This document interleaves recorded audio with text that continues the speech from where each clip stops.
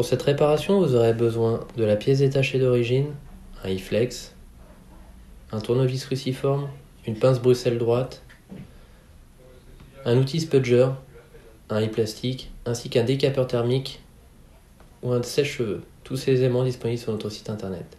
Donc on va débuter cette réparation. Pour cela, on va vérifier le modèle de notre appareil écrit en bas à l'arrière.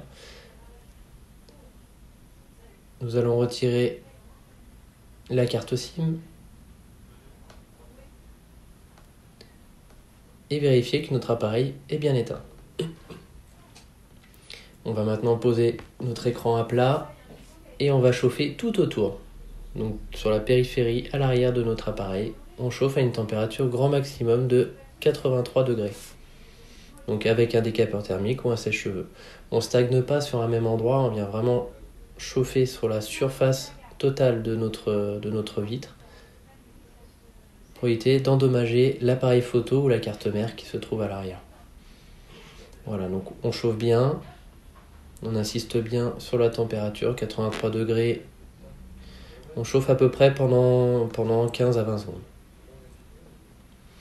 Voilà, une fois qu'on a bien chauffé, on va utiliser le bout de notre i-flex que l'on va introduire entre la vitre et le châssis, comme ceci. Puis, par derrière, on va passer notre i-plastique, comme ceci. Donc le i-plastique va permettre justement de décoller, cisailler le joint adhésif qui se trouve en dessous, sans abîmer la vitre arrière, sans enlever justement la peinture et sans abîmer les nappes qui peuvent se trouver à l'arrière. Voilà, donc on vient cisailler tout le contour. Si vous sentez que celui-ci se décolle mal, vous pouvez chauffer un petit peu plus avec votre appareil sur les côtés. Voilà, et on vient ouvrir notre appareil en portefeuille comme ceci. Voilà. Maintenant, on va soulever l'isolant noir qui se trouve à l'arrière à l'aide de notre spudger, sans le déchirer. Donc on commence par la partie carte mère que l'on décolle progressivement jusqu'en bas. Voilà. On utilise maintenant notre tournevis cruciforme. On retire les 3 vis qui maintiennent le support de nos nappes, la nappe de notre écran, la nappe d'interconnexion, puis la nappe de notre batterie.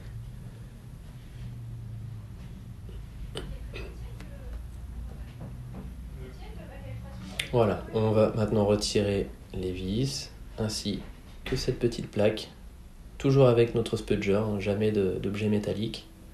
Voilà. Maintenant, on déconnecte en priorité notre batterie avec le bout du spudger pour éviter d'endommager notre carte mère, puis la nappe d'interconnexion et la nappe de notre écran. Voilà. Donc on déconnecte toujours sur les parties où il y a le moins de composants en dessous, c'est très important.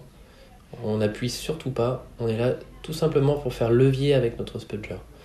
On va maintenant retirer les vis en partie basse. Attention à bien répertorier vos vis, elles ne sont pas de la même couleur et de la même taille. Donc là on est sur des vis blanches et ensuite on sera sur des vis noires. Donc les vis blanches sont identiques, les vis noires sont identiques mais différentes entre les deux. Voilà, donc on retire toutes nos vis.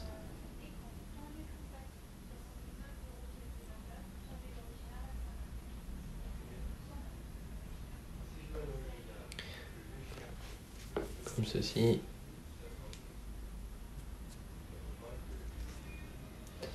Voilà. Et la dernière vis blanche en la gauche. Voilà. On va maintenant extraire donc tout le module en partie bas. Comme ceci. Donc vous avez le speaker ainsi que le vibreur assemblés ensemble. Maintenant en partie haute, on va déconnecter l'antenne coaxiale. Attention bien sur la partie métallique de notre petite antenne qui est très fragile et pas sur la partie câble. Voilà, on vient la retirer de la rigole. On déconnecte la petite nappe qui se trouve sur le module de charge, comme ceci. Voilà. Donc là, on a extrait tous nos composants dont on avait besoin en partie basse. Maintenant, on retire toutes les vis qui sont en partie haute. Donc pareil, faites très attention entre les vis noires et les vis blanches, à bien les répertorier sur un patron.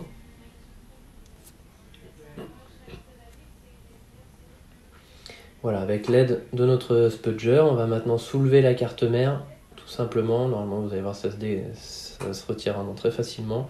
On enlève d'abord le support, puis la carte mère, comme ceci avec les doigts. Attention à bien la poser dans un endroit sec, à l'abri de l'humidité. Voilà.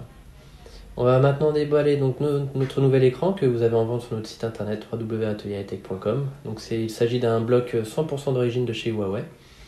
Donc la différence par rapport à d'autres écrans que vous allez retrouver sur le marché, c'est que celui-ci est déjà pré-monté. Donc c'est comme ça que le fournisseur nous vend les écrans. Donc vous avez l'écouteur interne, vous avez la nappe du bouton volume plus moins et power, ainsi que le principal, la batterie. Donc lorsque vous remplacez votre écran, vous remplacez également la batterie avec. Donc c'est le petit plus par rapport à cette réparation. Tous les autres écrans que vous allez retrouver sur le marché, à partir du moment que vous n'avez pas la batterie derrière, c'est que ce n'est pas un écran original. C'est très important pour ça. Car pour nous c'est très, très compliqué justement de se justifier sur les tarifs par rapport à toutes ces similitudes entre les écrans avec châssis, sans châssis, original, pas original. Donc voilà, vous avez qu'une seule pièce qui est d'origine constructeur, elle est avec la batterie. Voilà, donc là on procède au remontage de notre écran, on retire tous les petits adhésifs qu'il peut y avoir un petit peu partout sur notre nouveau bloc et on va commencer par ajuster la carte mère sur le châssis. Bien ajuster la caméra arrière, attention à ne pas mettre les doigts dessus, ne pas encrasser l'autofocus. Voilà, on vient l'ajuster tout doucement. On commence bien sur la partie gauche, on vient insérer la partie gauche de notre carte mère sous le châssis. On appuie très légèrement avec le pouce pour tout insérer. Voilà, la caméra pareil sur les côtés. Une fois que c'est bien ajusté, on va pouvoir finaliser le remontage. Voilà, on met notre connecteur d'écran, puis on remonte le module. Voilà, on continue à enlever les adhésifs. On retire le module de notre... on remet le module de notre connecteur de charge, comme ceci. On ajuste bien la petite antenne coaxiale dans la petite rigole sur notre châssis. On connecte la nappe d'interconnexion. Puis, je remets le module speaker et vibreur que l'on clipse tout autour. Vous allez voir, vous avez juste à l'ajuster. Tout simplement ajuster, puis clipser sur les côtés et revisser. Donc vis blanche, vis noire. Attention à bien les remettre au bon endroit, c'est très important. Puis, on va ensuite clipser, connecter notre antenne coaxiale qu'on ajuste bien sur le côté. On vient mettre face à face l'antenne coaxiale avec le connecteur qu'il y a sur la carte mère et appuyer délicatement avec notre spudger sur la partie métallique toujours. Attention à ne pas l'écraser, à ne pas le détériorer. C'est vraiment une pièce qui est très délicate à manipuler. Voilà, on va maintenant remettre notre nappe d'interconnexion, notre support que l'on clipse. Vous allez voir, vous avez deux petits clips sur la partie basse du support. Tout d'abord, on met la partie basse et ensuite on vient visser partie haute. Attention, toujours en vis blanche, vis noire, très important comme pour la partie basse. Et je connecte ma batterie. Voilà. Batterie connectée, on retourne maintenant notre appareil. On allume notre téléphone et on va commencer à faire les essais. Donc, avant de remonter la vitre arrière, il est important de faire les essais de votre écran pour savoir qu'il n'y ait pas de défaut, de taches blanches, de taches noires, jaunes, verdâtres sur votre écran. Puis on vient vérifier le tactile, toute la surface du tactile. Vous pouvez prendre une application que vous balayez sur toute la surface de haut en bas, de gauche à droite sur l'écran du téléphone pour justement bien vérifier que le tactile fonctionne bien partout. Une fois que vous avez fait tous ces essais, on remonte entièrement notre téléphone. Il va y avoir plusieurs techniques pour remettre l'arrière, je vais vous montrer. Tout d'abord, on remet les supports. Attention aux deux petits détrompeurs qui vont sur la partie haute. Voilà, tout d'abord, on insère les détrompeurs et ensuite on vient plaquer notre support sur les nappes en remettant nos 3 vis.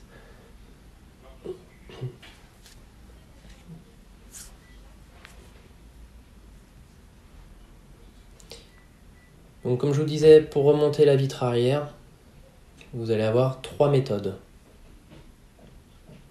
Ces 3 méthodes, c'est comme vous allez, comme vous le souhaitez, en fonction de votre budget. La première méthode, ça va être si votre vitre est en bon état, qu'elle n'a pas été cassée, bien sûr. Voilà, ça va être d'enlever tous ces résidus de colle qu'il y a sur les côtés. Voilà, on enlève tous ces résidus. Puis ensuite, on va coller avec de la colle B7000, comme je vais vous montrer ensuite. Ou bien, vous allez avoir le choix de commander le joint adhésif d'origine qu'il y a sur notre site internet. Et la troisième technique, c'est tout simplement de remplacer votre vitre. Il vous suffira de commander une vitre neuve et vous aurez déjà l'adhésif pré-collé sur la vitre que vous n'aurez plus qu'à reposer sur l'arrière.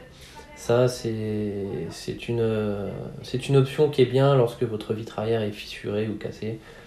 Ça peut être